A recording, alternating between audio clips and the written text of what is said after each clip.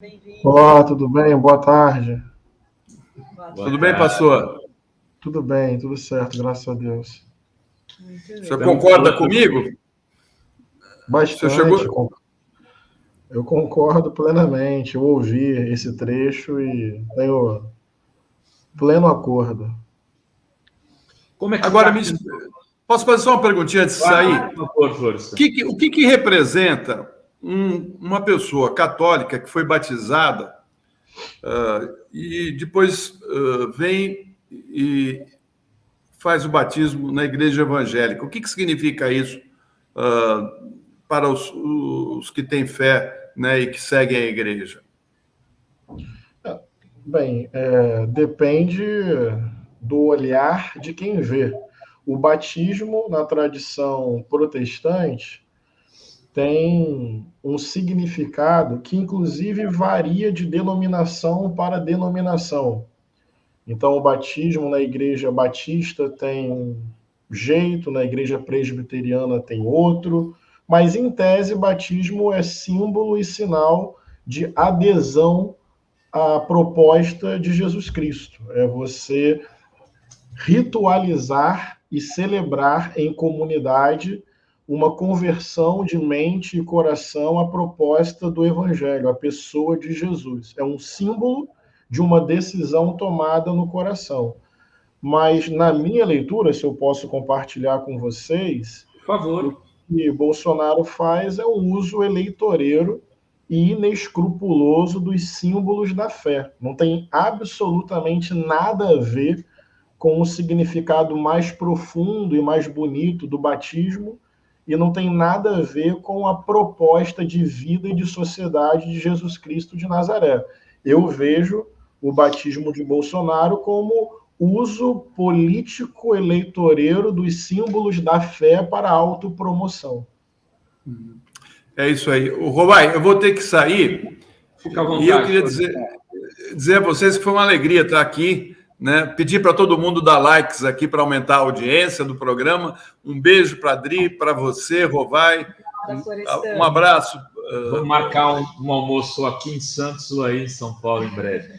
Pastor Henrique Vieira, eu queria fazer uma pergunta meio genérica, mas é assim, como que o senhor está vendo neste momento as campanhas de Lula e Bolsonaro no setor evangélico? Por que eu lhe pergunto nesse momento?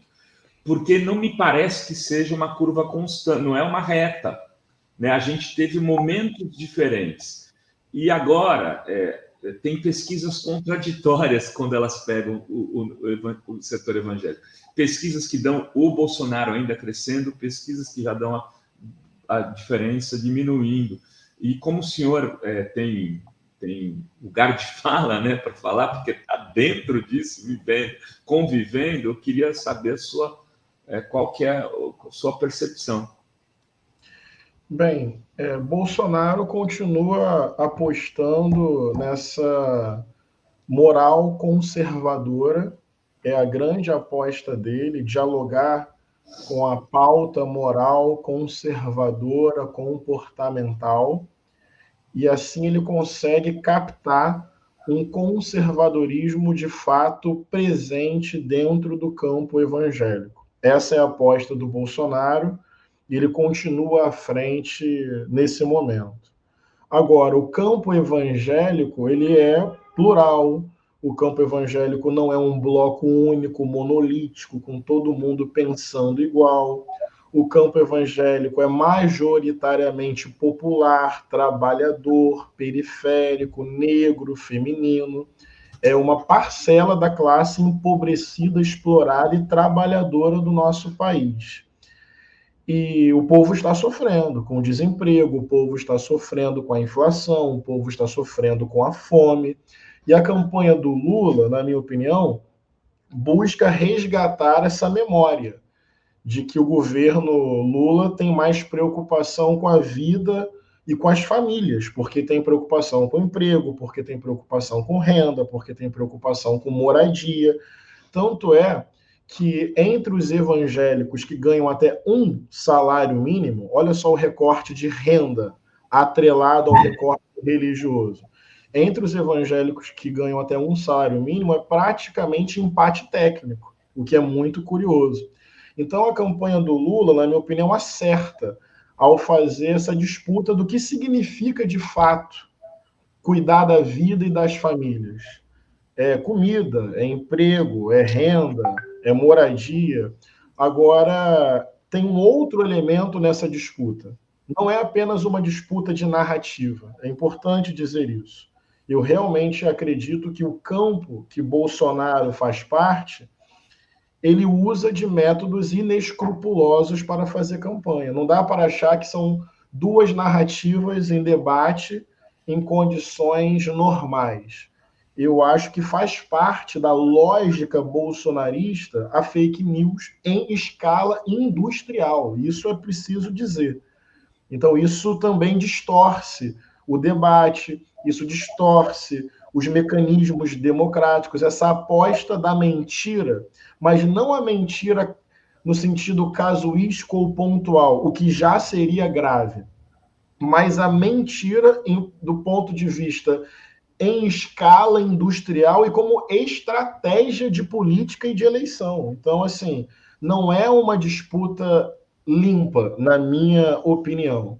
E, por fim, eu tenho percebido no campo evangélico uma certa percepção da crueldade de Bolsonaro. E eu vi algumas pesquisas apontando isso. Ou seja, além da dimensão social e econômica, esse é um governo que maltrata o trabalhador, maltrata o povo, empobrece ainda mais os pobres. Existe uma dimensão aí de indiferença, de insensibilidade, de maldade, de perversidade, de crueldade, de glorificação da violência. E isso começa a aparecer cada vez mais para um campo evangélico como uma coisa, obviamente, contrária ao espírito do evangelho e aos ensinamentos de Jesus.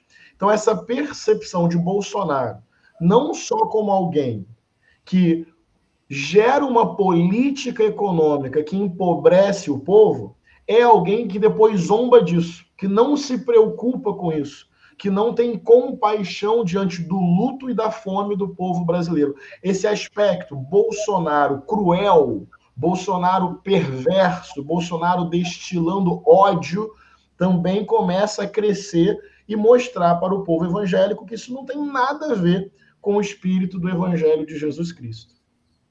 Pastor, e essa atitude agora eu esqueci o nome dele, o pastor disse que foi a São Gonçalo declarar voto. Sérgio Luzilek.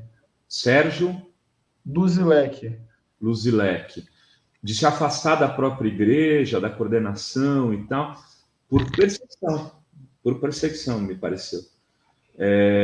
Isso é chocante, né? Quer dizer, a gente está entrando numa seara, quer dizer, que qualquer nível de pluralismo mínimo, né? O cara poder opinar sobre o destino do seu país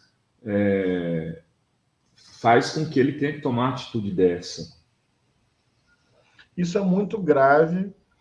Tem um conjunto de lideranças evangélicas. Eu procuro sempre ser cuidadoso para não generalizar, claro. Mas tem lideranças evangélicas vendidas ao projeto violento, autoritário do Bolsonaro. É uma lógica, assim, fanática, de alienação, uma lógica que não tem limite ético, é perseguição, é inibição, é chantagem, é o uso do púlpito como palanque eleitoral, é o uso do espaço da pregação para coagir, para criar um ambiente de demonização de quem pensa diferente, quase que dando um caráter santo ao voto em Bolsonaro. Isso, amigos, é o fundamentalismo religioso elevado a um projeto fanático de poder.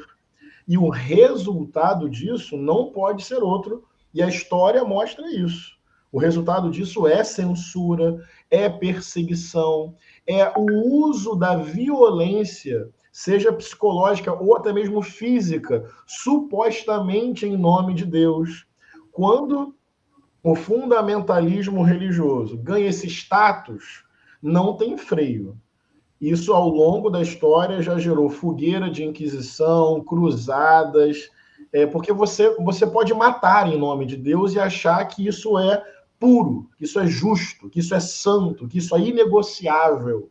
Então, tem um conjunto de lideranças evangélicas com esse espírito da perseguição, da censura, da chantagem, da coação, e isso elevado a um projeto de poder e de Estado, é o tiro de misericórdia na democracia brasileira. Agora, eu preciso usar esse espaço para nos ajudar a fazer a seguinte reflexão. Precisamos identificar quem são essas lideranças e que discurso fundamentalista é esse.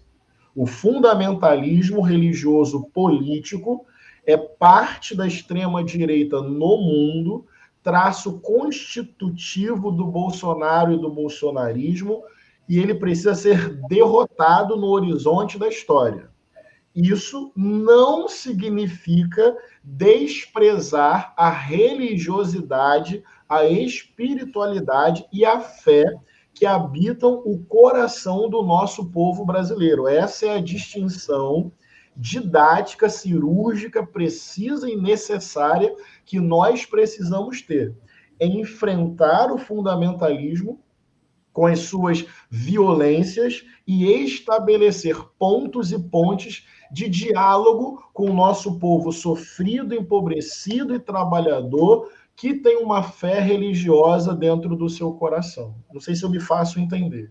Claro que sim, claro que sim. Para a gente atacar o fundamentalismo e não as pessoas que têm essa fé, né? Porque até isso vai afastá-las e fazer crescer esse fundamentalismo, né? Pronto, Rodrigo, tem um superchat, inclusive um do pastor Zé Barbosa indicando voto aí no Henrique Vieira. Tem várias aqui. Se ele votasse no Rio, o voto seria do Henrique Vieira. O nosso pastor Zé Barbosa aqui também, que é de Campina Grande, ele diz: muito bom ter o Henrique como representante na Câmara. O Rio de Janeiro tem a grata chance de elegê-lo como resistência à bancada que se diz evangélica. Se eu votasse no Rio, teria o meu voto. E tem também... Ele está em Campina Grande, viu, Dri? Mas ele, pastor, acho que morou no Rio já, morou em Minas, né? Sim. E tem a Vera Riz também dizendo: votem em 5033 no Rio de Janeiro. E tem aqui o... Se 33 aí quer dizer alguma coisa. 33, né? Idade de Cristo. Alberto Rolou diz: no vídeo do suposto arrependimento, disse... tá lá que ele é católico, olhem lá, mas afinal o pastor tem razão. E tem também o Jovino dos Santos, Rovai, hoje sai pesquisa Datafolha, outra coisa que vocês podem falar dessas pesquisas que nunca batem na Bahia. Agora tá dando Neto e Jerônimo vai ganhar no primeiro turno, pesquisas estranhas. Tem o Gustavo Borchetti também, pingos nos is, Vera Magalhães não tomou posições, mas mentiu. O bronzeamento de ACM não é ridículo, mas desonesto. Exato, é desonesto. E tem também aqui o Alberto dizendo: bom dia, Rovai Dri Florestan. Acredito que o zero na tablet por alguma função matemática no cálculo estatístico tende a zero, ou seja, tão perto de zero. Abraços gaúchos de um egípcio contrabandeado. O Jovino dos Santos manda aqui também um super sticker. E também tem o Saulo Cruz dizendo que a campanha do Lula deveria explorar essa questão da violência, a agressividade dos bolsonaristas para aumentar a rejeição do Bozo. A maioria da população quer um país pacífico para voltar a ser feliz. É isso mesmo, Henrique? Concordo plenamente. Assim, é óbvio que tem pessoas que querem sangue mesmo, querem corpo no chão, querem arma na cintura, querem faca na mão. Então, óbvio que não dá para desprezar que uma parcela da população brasileira deseja a política da violência e a violência como forma de fazer política. Isso é verdade. Mas eu concordo com a percepção desse companheiro de que isso não é majoritário e hegemônico. Não é. E apostar numa cultura de respeito, convivência pacífica, um diálogo possível, uma conversa que não tem uma arma na cintura. Eu lembro de um artigo do Silvio de Almeida, eu não vou precisar exatamente quando, ele falava sobre a impossibilidade de um diálogo quando uma das pessoas tem uma arma na cintura defendendo a sua opinião. Isso impossibilita um diálogo, porque tem uma violência implícita aí e uma imposição de força e uma ameaça. Se você discorda, eu tenho uma arma, eu posso te eliminar. Mas eu acho que parte significativa da população não quer que o diálogo seja feito com uma arma na cintura, com uma ameaça permanente e a violência como forma de resolver conflitos. E trazendo de novo para a sensibilidade cristã, eu quero também apostar nisso. Eu sei que existe, infelizmente, um cristianismo institucional fundamentalista que glorifica a violência, que é colonizador, que é racista, que é patriarcal, mas também existe espiritualidade generosa no coração do povo. Também tem a mãe que só quer que seu filho chegue em casa em paz. Também só tem a família que só quer alimentar os seus filhos com dignidade. E eu acredito nisso.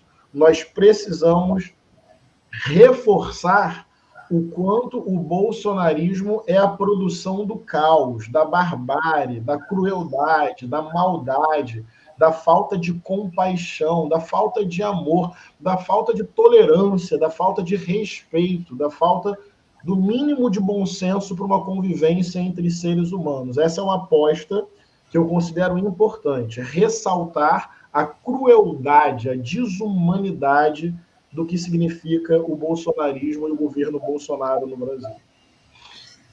Henrique, em 2018 eu falava, cheguei a escrever artigos, tal, teve gente que ponderou que eu estava exagerando, que eu temia se as coisas se acirrassem nesse processo de mistura de política e religião, que o Brasil virasse algo como o Afeganistão lá na frente, sabe?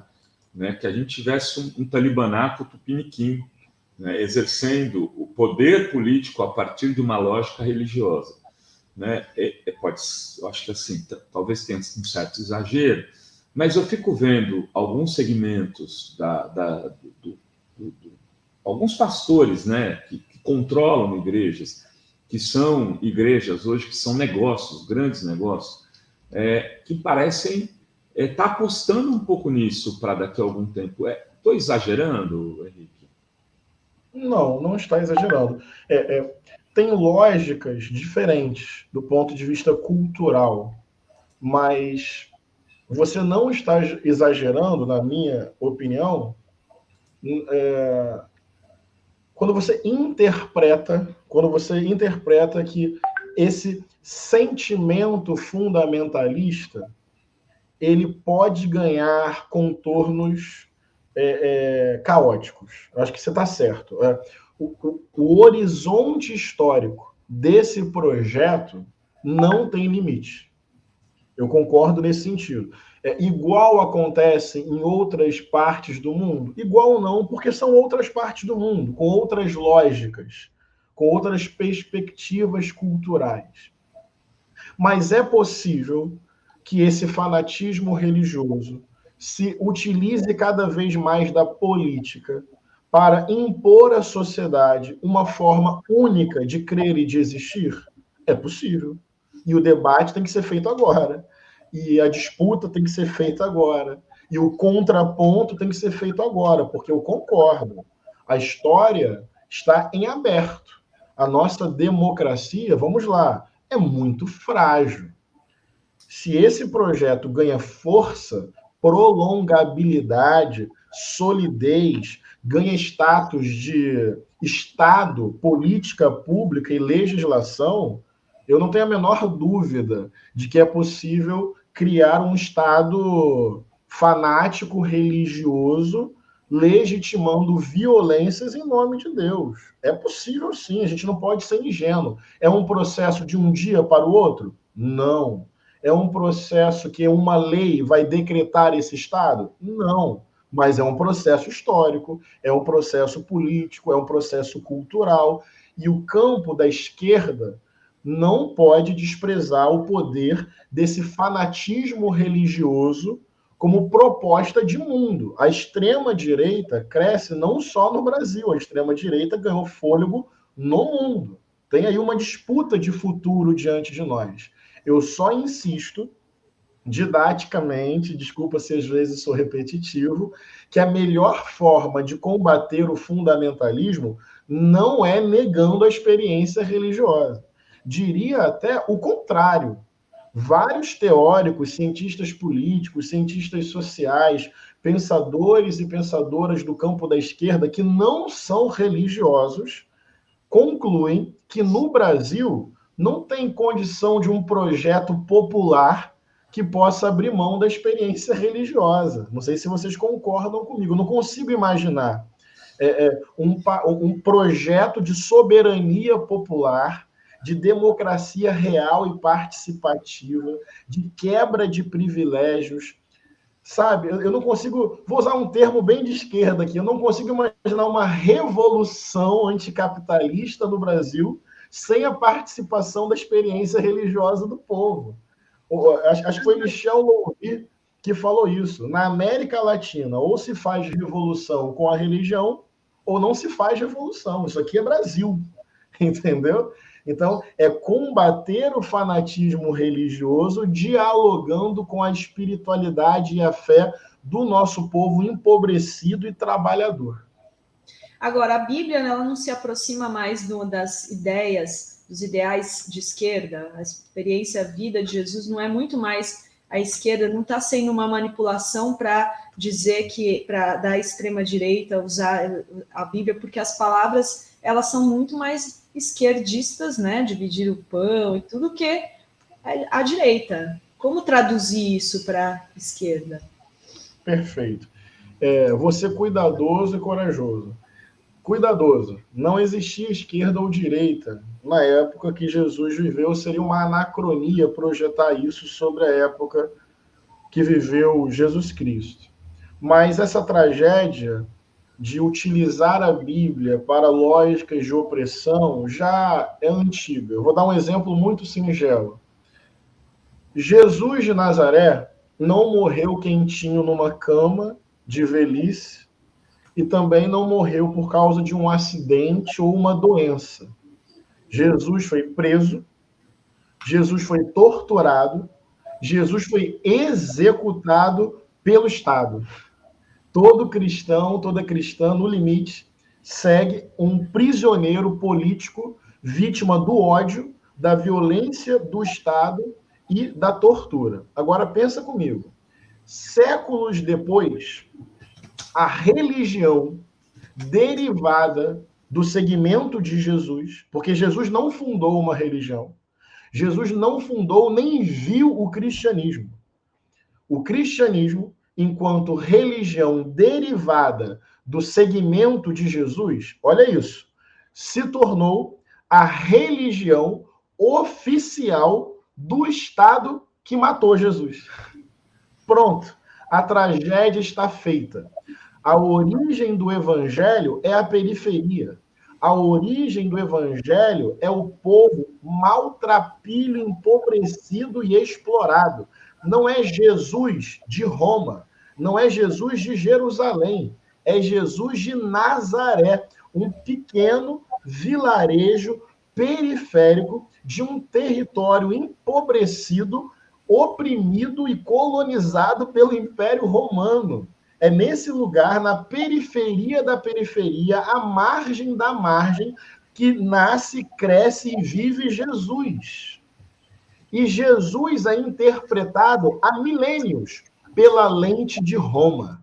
Jesus é interpretado há milênios pela lente dos ricos, dos poderosos. Tem um amigo meu, um teólogo brilhante, chamado Ronilson Pacheco, que é a principal expressão da teologia negra. E ele diz o seguinte: a Bíblia é um livro negro, historicamente interpretado pela branquitude. Ou, em outras palavras, o chão da Bíblia, tanto do Antigo quanto do Novo Testamento, é um chão quilombola. mas a Bíblia vem sendo lida e interpretada pela janela da Casa Grande. Aí, você silencia o Jesus histórico, você silencia a mensagem de Jesus que denuncia o acúmulo de riquezas, que bate de frente com o moralismo hipócrita dos religiosos, que caminha no meio do povão das pessoas estigmatizadas, que foi torturado pelo Estado, e você cria o Jesus das cruzadas, o Jesus da colonização, o Jesus do racismo e da escravidão, o Jesus que legitima mulheres na fogueira da Inquisição. Então, a sua percepção está correta, mas eu quero chamar a atenção que ela é antiga. Esse cristianismo forjado no Estado, no privilégio, no acúmulo de riquezas e no poder, ele trai completamente a memória do Cristo, de Nazaré, dos pobres, dos pequeninos e do povão. Muito bom, muito bonito, pastor Henrique Vieira. Inclusive é isso, né? O Jesus mesmo era negro, né, pastor? Tem muitas pesquisas sobre isso. Eu queria falar um pouquinho do Rio, onde o senhor é candidato a deputado federal, né? Acabou de escrever um texto publicado na Fórum, nosso articulista, parceiro, amigo, Miguel do Rosário, que faz o programa Jornal da Fórum, das 5 às 7h30, junto com a Ingrid. Eu vou colocar o texto aqui, mas antes eu vou dar uma lida da hipótese que ele trabalha, que ele está olhando a pesquisa Quest, que foi publicada hoje para o Rio de Janeiro. Ele fala que pode existir um voto silencioso em Lula na Baixada Fluminense, porque o próprio Felipe, que é o CEO da Quest, ele diz que tem um voto silencioso maior no Lula do que no Bolsonaro. E aí, a hipótese que o Miguel traz, a partir dos números que foram disponibilizados, é que isso no Rio poderia estar acontecendo na Baixada Fluminense. Aí, o que a Quest revela é que na capital do Rio de Janeiro, o Bolsonaro perdeu 5 pontos, caiu de 38% para 33% na pesquisa de hoje. E o Lula, por outro lado, avançou 4 pontos, está em 43%, ganha de 10% na capital. Só que no total geral, o Lula diminuiu, perdeu 3%, foi de 39% para 36% e foi ultrapassado pelo Bolsonaro, que agora tem 40%. E a diferença vem exatamente da Baixada, né, que representa 29% do eleitorado do Estado, não, 32%, e do interior, que representa 29%. Na Baixada, o Lula teria perdido votos, aí ele vai colocando aí, né, quantos votos perdeu, e ele consegue pegar evangélicos e católicos. Então, na Baixada, o Lula cresceu de 39% para 42% entre os católicos, mas caiu entre os evangélicos. Enfim, eu estou lhe passando esses números aqui, assim, de maneira, né, sem poder pôr gráfico nem nada, mas queria que o senhor comentasse, isso pode fazer sentido? Isso tem hoje medo de dizer que é Lula nas igrejas? Hoje eu acabei de receber uma mensagem de uma amiga me pedindo um vídeo sobre isso, porque ela tem vários amigos evangélicos que estão sendo pressionados por seus pastores para votarem em Bolsonaro. Hoje, sei lá, meia hora antes de começar o nosso programa aqui. Então, assim, eu acho que está acontecendo isso. Eu acho que tem pastores fechados com Bolsonaro e bolsonarismo, que estão usando o púlpito e criando esse ambiente assim de controle mesmo, de dizer, olha, ou você vota em Bolsonaro ou você não é um crente. Isso está acontecendo, eu não tenho a menor dúvida de que isso está acontecendo. Então, é possível sim, essa hipótese não está equivocada, de ter um voto silencioso em Lula, de pessoas que não estão se sentindo bem no ambiente da igreja. Aliás, essa semana, no lançamento do meu livro, uma irmã foi lá, eu não a conhecia, de uma igreja batista lá em Niterói. Ela foi, comprou o meu livro, e ali no final, depois dos autógrafos, ela me chamou para conversar e falou a mesma coisa. Eu perguntei, como é que está a sua igreja lá, irmã? Ela disse, está um horror. Essa foi a expressão dela, está um horror. Toda pregação, essa lógica bolsonarista. E foi até engraçado que ela falou assim, sabe de uma coisa? Vou tirar a foto da minha exclusão. Vamos lá, Henrique, vamos lá, tira uma foto comigo que eu vou declarar voto em você. Mas eu estou rindo, mas na verdade é triste. Eu acho que está acontecendo. Tem lideranças criando um ambiente inquisitório dentro das igrejas, o que pode fazer com que Bolsonaro amplie a sua diferença é uma hipótese. Ou pode fazer com que o voto em Lula seja mais silencioso. Também não descarta essa possibilidade, não. Tanto é que estão chegando pessoas insatisfeitas e descontentes conversando com a gente, entendeu? E eu queria até voltar a um assunto anterior, pastor Henrique, que outro dia andando aqui, caminhando, a gente mora em Santos, caminhando aqui pela praia, Adri, estava falando exatamente sobre essa questão de como disputar a política a partir desse componente religioso que está dado na América Latina, como você bem colocou aqui. Porque tem muitas teorias sobre isso, né?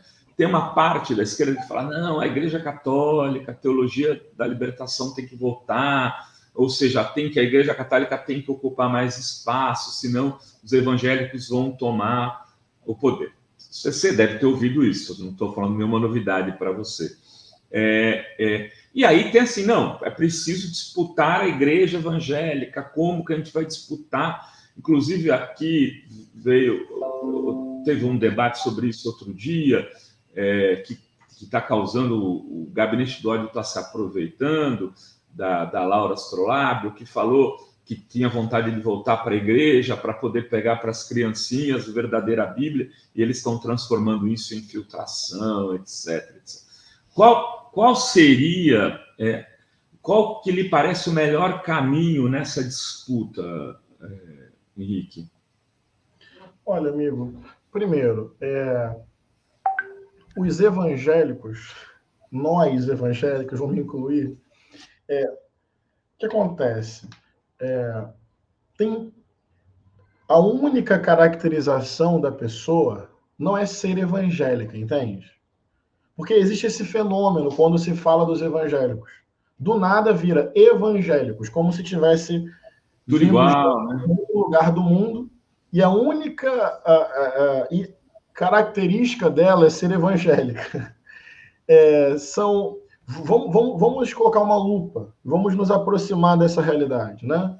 Homens, mulheres, negros, donas de casa, trabalhadores de aplicativo, de telemarketing, professores, tem universitários, entende? Como que tem aí porque senão parece que tem um muro, atrás do muro tá esse povo lá estranho, todo mundo igual, evangélico.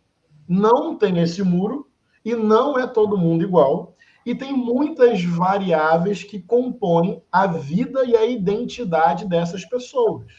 Eu insisto, parte do mundo evangélico é uma parcela da classe trabalhadora, explorada e empobrecida do Brasil. Então você pode ver como o evangélico, e também pode ver como o motorista de aplicativo precarizado e superexplorado. A dona de casa, mãe solo, que foi abandonada pelo marido e talvez agora esteja vendo seus filhos passando fome. Tá vendo como é que você tem outras formas de ver o evangélico? Entende? Então esse é o primeiro ponto. Não tem um lugar que você vai lá, conversa com esse povo e disputa alguma coisa. Esse povo está na rua. Tá abrindo o portão do prédio, está dirigindo um ônibus, está pegando o trem 5 horas da manhã ou está dando aula numa universidade. São pessoas com características diferentes. Agora, pegando o traço evangélico da identificação religiosa, o que aconteceu na década de 80 e que tem a ver com a formação do PT, da CUT, do MST, são pessoas de fé, tudo bem? Genuinamente de fé, fazendo trabalho de base com seus irmãos e suas irmãs. Isso eu acredito. Eu não acredito numa esquerda que, sem lugar de fala, chama o povo evangélico nas vésperas da eleição para tentar criar um fato e ganhar alguma coisa. Não é isso. Agora, você tem pessoas evangélicas com uma perspectiva progressista e de esquerda, cuja fé é uma sinceridade no seu coração e que elas podem fazer o famoso trabalho de base nas suas igrejas, nas suas comunidades. Não são infiltradas, são crentes, são da igreja, leem a Bíblia, oram todo dia e querem justiça social, reforma agrária, direitos humanos.